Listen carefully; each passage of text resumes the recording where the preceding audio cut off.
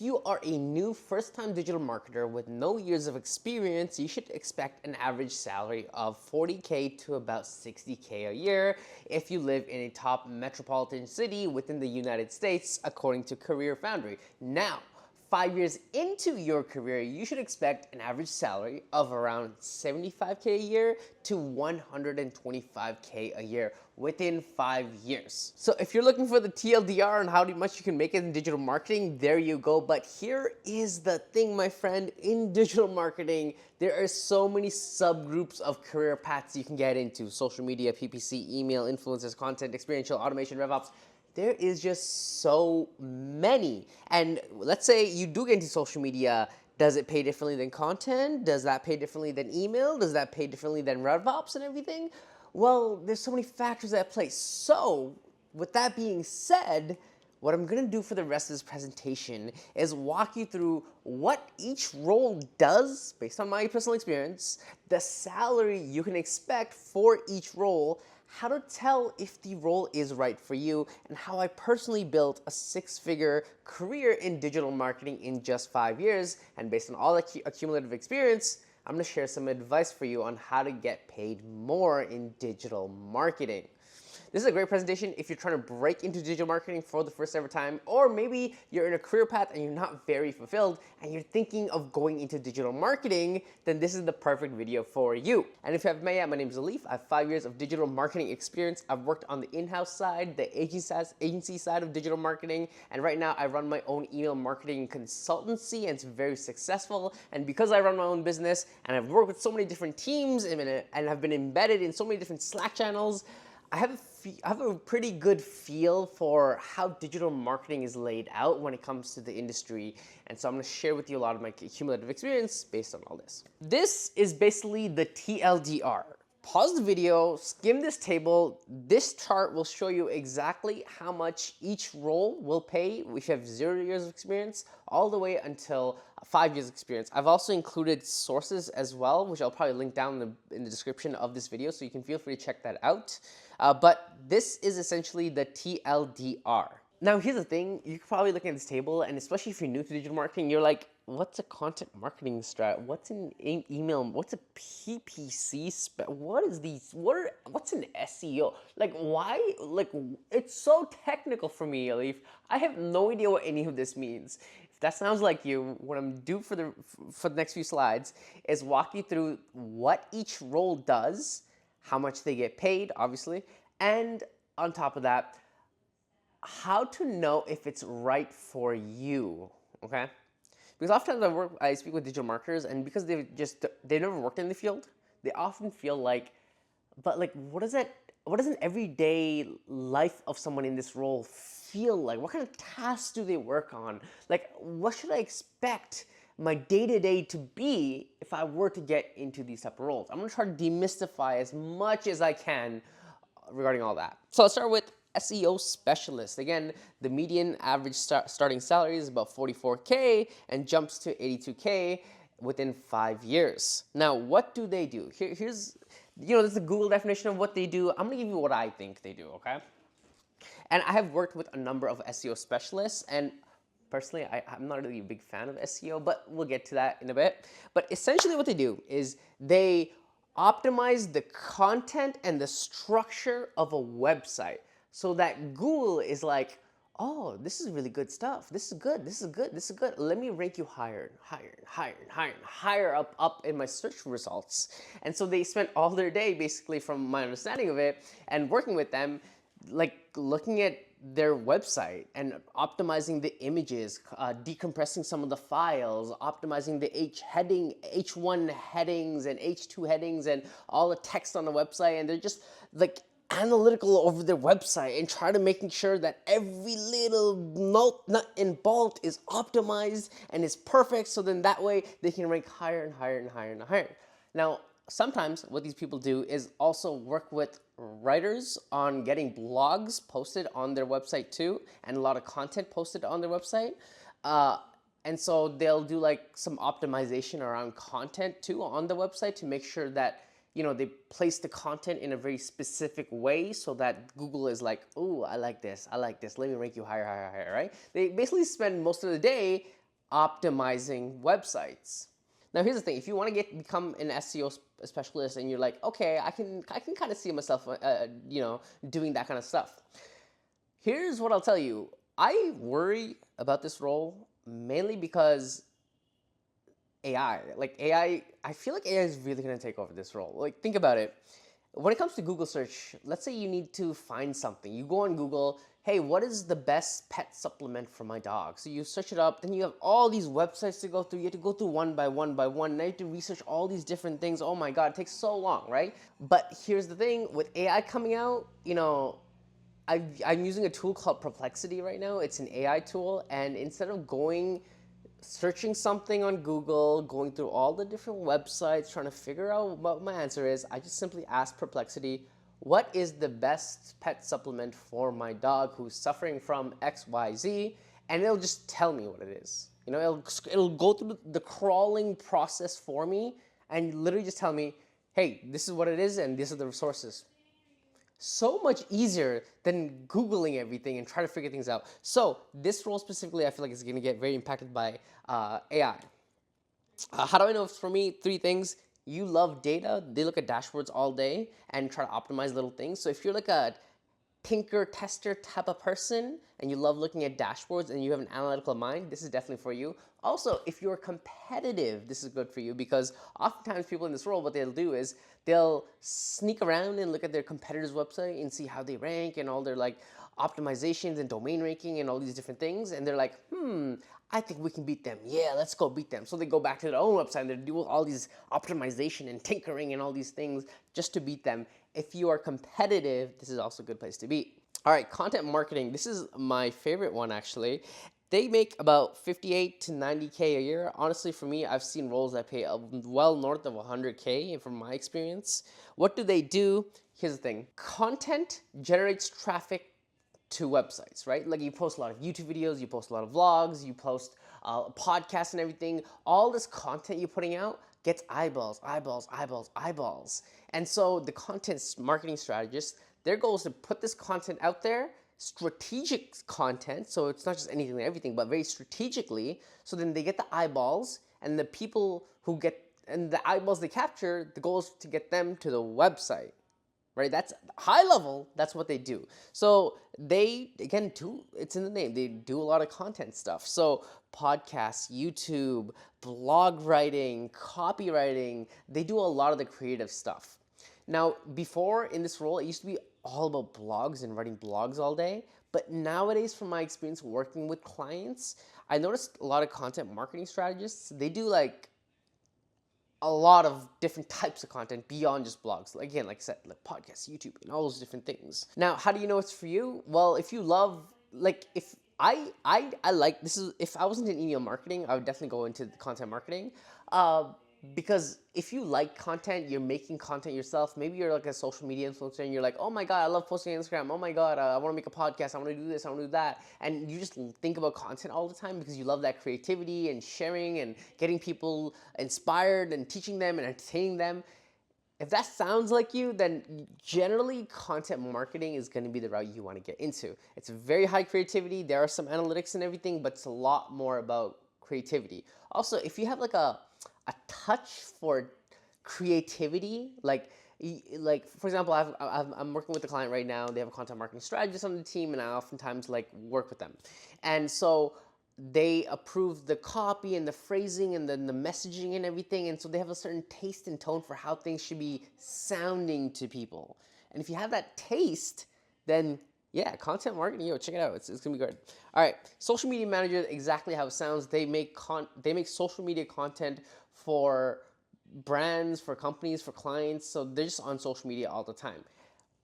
I've done social media marketing for companies who've hired me full time and for clients that paid me for gigs. If I'm being honest with you, I personally don't like social media. It's just not fit for me, mainly because I feel like it's just endless content nonstop. You gotta think about things. What's the content calendar look like for the month? Oh, this is happening. We gotta post content for that content. It's like an endless wheelhouse of just content, and it just feels like a lot. And on top of that, a lot of these algorithms when it comes to social media, TikTok, Instagram, and all these things, they keep changing. So you got to stay on top of all of those things at the same time. And it just, for me, it felt like a lot. So I actually did offer social media for clients when I was starting my consultancy. And then real quickly I realized, oh no, I definitely don't want to do that. Don't want to do that, right? But it is good if you love creativity and you just instantly are thinking of you're like an ideas person, you know? You're like, oh, what if we do this? What if we do this? What if we do this, right? If you think like that, then social media would definitely be the place for you. All right, PPC specialist. What's a PPC? PPC stands for price per click specialist. All right, I'm gonna have to Google this now. Wow. People's Party of Canada. That's not what I'm looking for. Okay, pay-per-click, yeah. So PPC specialist, pay-per-click specialist, what do they do? Here's my take on it. You know when you go on YouTube and you see ads before you watch a video, or maybe you're scrolling through Instagram and you see an ad, or when you're scrolling through stories, you see an ad. These people run those ads, right? That's what they do. They get paid on average from 55K starting off to about 85K 5 years down the line. I do see a lot of PPC specialists. They also have titles like paid media specialist and demand gen specialist. But these people, they can make well over 85K from my experience. So if you want like a role that's very in demand, PPC I think is definitely the way to go. Now, I'm also going to give you my transparent opinion about PPC specialists. Okay. So I to give you the high level, they run the ads and everything. But what about the nitty gritty of the day to day? Here's the thing. They basically get clients' money or the company's money, and they're given like $5,000. And their goal is to go on Facebook Ad Manager or Google Ads and then create an image or a video, which usually is handled by the content person or the copywriter. And they'll write like some taglines, and they'll have multiple variations of this. And then what they'll do is they'll tell Facebook, okay, take this chunk of money and run this ad for me and show this in front of this many people who specialize in this. Take this chunk of money, run this ad for me with this image and this video and this copy, and show it to this many people for me, and so on and so on. And so they're running a bunch of campaigns at the same time. And they look at these numbers constantly. They're like, okay, what's performing, what's not? What if I change this wording over here? What if I change this image over here? What if I replace this with a video? And they're constantly looking at these numbers and testing different variations and blah, blah, blah, and they're just always in the numbers dashboard. Because here's the thing, when it comes to PPC specialists, money is on the line. I've worked with an agency, and I've worked with so many agencies, and I actually work with a PPC specialist right now. And yeah, they tell me it can get very brutal. Like, imagine a client comes to you and they're like, hey, here's $10,000 and I want you to make me 100 sales, which is over the top, but I'm using an over the top as an example. They come to you and they're like, here's my money, now make me money with this money. And so you're like, okay, you take it, you put it all in the ad stuff, but then it's not performing. And then what do? Like, oh my God, like, shoot, it's not performing. These numbers are going on. These numbers are not working. Oh my God, right? So it's like, it's stressful, yo. This role can be very stressful. That's why I think they also would get paid more and they're very in demand because it's an intensive role. So what happens is, let's say you're running these ads, but they're not working, which actually happens often, especially with the clients that I'm working with right now. And so then you have to have a tough conversation with your client being like, so John, I spent $3,000 of your own money, and I wasn't able to make you money in the end. And on top of that, you paid me, so I just wasted your money. Like, imagine having that conversation. It's intense, right? So if you want to be in this role, you have to be very analytical and numbers, and you just really got to think about numbers all the time. And on top of that, you got to be good at managing expectation, pushing back on clients, all the people-to-people working stuff. You got to be really good at that because this is an intense role. All right, email marketer, this is what I do. I like it because it's a nice mix of creativity and analytics. And so, in your email, you get a bunch of sales emails in your promotion tab being like, hey, sale here, hey, sale here, hey, did you check out this software? Hey, how's your free trial doing? All those things. I basically run those things. And I know you might be listening to this and be like, oh, those things, what the hell? Like, do they even work? I never check my emails. Well, if they don't work, then how come I have a job? How come clients pay me? And how come I make my clients money with this? So I'm just saying, you can tell I got scarred from, anyway, that's my beef that I have. But that's essentially what you do in email marketing. But here's now, what does the nitty gritty sort of look like? So what your goal in email marketing to do is to send the right message to the right people at the right time. And so what you'll do is you'll try to figure out, okay, there's a group of people here that bought this product from us. Maybe they're interested in that product. So let me put together an email. And so you'll get a little creative with the Photoshops and the Figma files and everything and put together a nice, beautiful email, assuming you work in e-commerce specifically. I'm just using e-commerce as an example. And so you'll put together this beautiful email, and then you take that and you just send it off to people and you look at the numbers. How many people opened? How many people clicked? How did it contribute to revenue? Did this work? Did this not? Should I run a test of a different type of variation with that email now? Right? So it's a good mix of creativity and analytics. I personally got into this because I started my own email list and I was like, oh, it's really fun to write an email and just write cool stories within emails and then send it off and just see if people click it or not and figure out like what I need to optimize. There's something really fun to me about that. And so I decided to stick with email. And unlike social media, the algorithms aren't changing that often. So you don't have to stay on top of every different change when it comes to email service providers and inbox management and all these things. Keep in mind that when it comes to email marketing, there's so many names for it. There's lifecycle marketing, retention marketing, email marketing.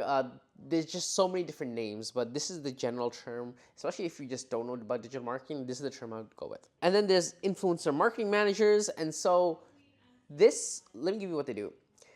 The company needs more eyeballs for a campaign they're launching. So the influencer marketing, what they'll do is they'll research who are the top influencers relevant to the product. Okay, so let's say it's makeup. They find a makeup influencer. They reach out and they're like, hey, I have an idea. What if you make this post, you say it like this, you promote a product like this, in exchange, we'll give you money, and if we make any money from this campaign, we'll give you a portion. How does that sound to you? And they'll email them. And the influencer will be like, oh, okay, interesting. I'd be open to this, but here's my proposal, or like they call them like a brand deck, I think it's called. And so here are my rates and everything. And so then the influence marketing will be like, okay, good. Let me talk to my manager, figure out a number that works for the both of us, and let's make this happen. Boom, boom, boom, boom. They talk with the manager. They come back to the influencer. Hey, I went through your brand deck. We're very impressed and everything. Let's start with this campaign. Here is a brief of what we're thinking we want to do with the campaign. Influencer's like, great. They make a TikTok, post it. They drive traffic for the company. The company's happy. The influencer got paid and she's happy. So it's a win-win. The influencer marketing manager manages this entire process. And so if you're someone who generally likes the influencer kind of culture, life and everything, this is good for you. But also, unlike the other roles I described, influencer marketing managers, they're very like networky people, follow up, follow through. It's about who you know and everything, right? It's like if you like networking and sales and that kind of stuff, then influencer marketing is generally for you. From my experience when it comes to influencer marketing, I don't really see them do like a lot of practical digital marketing. It's more like sales and negotiation and networking. I feel like that's what they do more of. But if you are into that, then this is definitely a place to go. And then we come back to it, digital marketing managers, right? Now, what does a digital marketing manager do? Here's the TLDR of what I think to do. Again, they 43Ks to 122K a year, 5 years later, right? That's the salary. But what do? Digital marketing managers are kind of like, they can do a bit of everything, right? They can do the PPC, they can do the SEO, they understand the email, they understand the role of influencer. They're generally going to be the manager that's holding the entire glue together. And so they'll delegate, like, you do this, you do this, you do this. I'll make sure that we're hitting this North KPI number that we're trying to go for. And so they just know a lot about everything, and they're the glue holding the team together, and they're generally the managers behind the entire team. Their titles over the years will change to maybe like a growth marketing manager or director of marketing or head of growth, whatever it may be. Generally, though, digital marketing manager is a good starting title for people like this. If I were you and you're just trying to get into digital marketing, I'd recommend you go for roles like this where it's more general.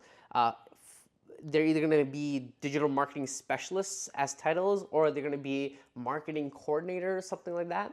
And the reason why I recommend you go for these roles is because they get to do a bit of everything. So if you like doing different things every day, this is the type of role that you should generally go for. And on top of that, if you're trying to figure out, well, what path of digital marketing should I actually go to, then this is the role you want to start with.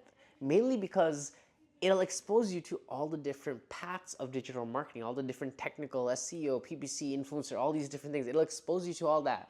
And by doing all those different things, you'll start realizing, I don't like influencers, I don't like SEO, but I love the thrill of PPC. Let me go double down on that.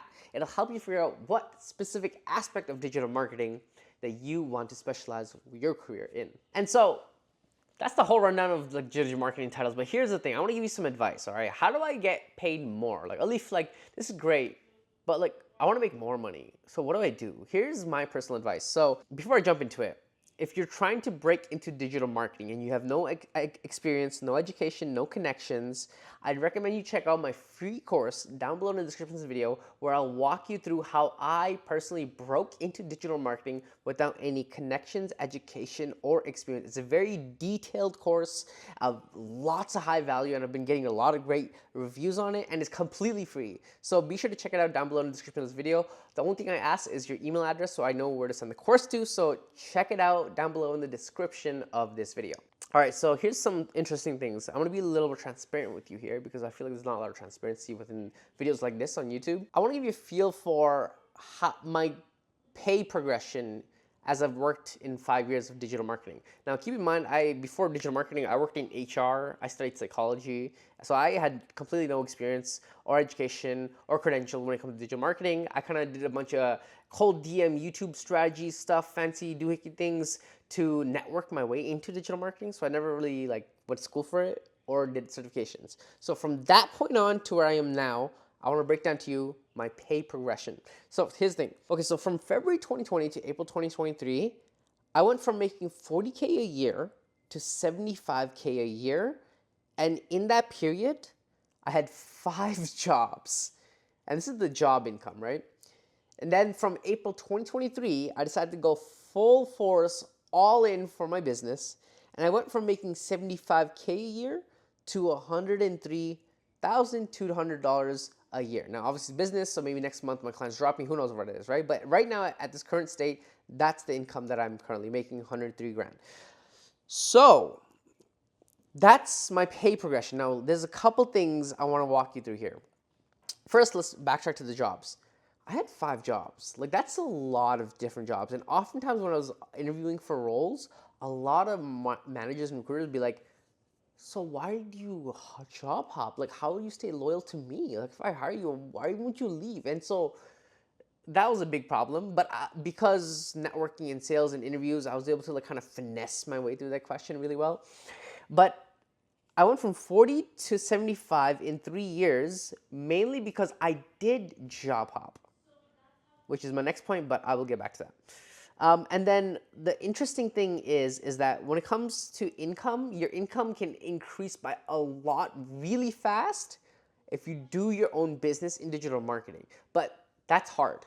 Like that's playing on hard level. Like it's not easy, okay? So I don't want to tell you like it's easy. But if you want to make a lot of money, digital marketing is really the way to go, because the truth is every business needs digital marketing. I'm looking out my window right now. There's like a construction company building a freaking building, right? There's a crane. Well, that construction company that owns the crane needs clients, needs people to service. So they need marketing. So boom, I can reach out to them and be like, hey, do you want me to do digital marketing for you? Right? A lot of businesses need digital marketing, which is great. If you want to make more money in digital marketing, job hop. Because every time I job hopped, I would ask for more, rather than if I stayed in the job for 5 years, I'd probably get the same pay and be stuck in that and be miserable. Or in this case, start a business, but know that it's a very hard process, but you can significantly increase your income, just like kind of how I did. And here's what I want to leave you with. If you're trying to get into digital marketing, speaking as someone who's actually worked in the industry and has personally found success in the industry without any connections, education, or experience to making 6 figures, I want you to know that it is absolutely possible to make 100 grand a year in this industry, given that you are good at your job, you have executive presence, in other words, people like working with you and you're very professional, and you like digital marketing. I love digital marketing. My friend the other day, he runs a coaching business, and he had a course he wanted to sell, and I'm like, hey, let me just help you for free because it sounds like you're doing some fun things, and I wanna play around with digital marketing and do marketing for you. Like, this is fun. Let me just do it for free. I did it because I like digital marketing, right? Like, I love this stuff. I love this industry, right? And because I like it, I'm able to have a long-term career where I can survive 5 years. I was speaking with someone, they were in accounting, and they're talking to me about breaking into digital marketing because they hated their jobs, right? Imagine hating your job. You think you're gonna stay long enough to make a lot of money? No, you're gonna be miserable through the entire process. So you have to like digital marketing. And to figure out if you like digital marketing, again, like I said before, start at an entry level general digital marketing specialist or marketing coordinator role. But it is absolutely possible to make 100 grand a year. With that being said, my name is Alif. If you enjoyed this video and you want more videos like this, be sure to subscribe to my channel, follow me on social media, and be sure to check out my free course, How I Broke into Digital Marketing Without Any Education, Connections, or Experience. I'll link it down below in the description of this video. And again, my friend, thank you so much for watching. I'll see you in the next one. Peace, peace, peace.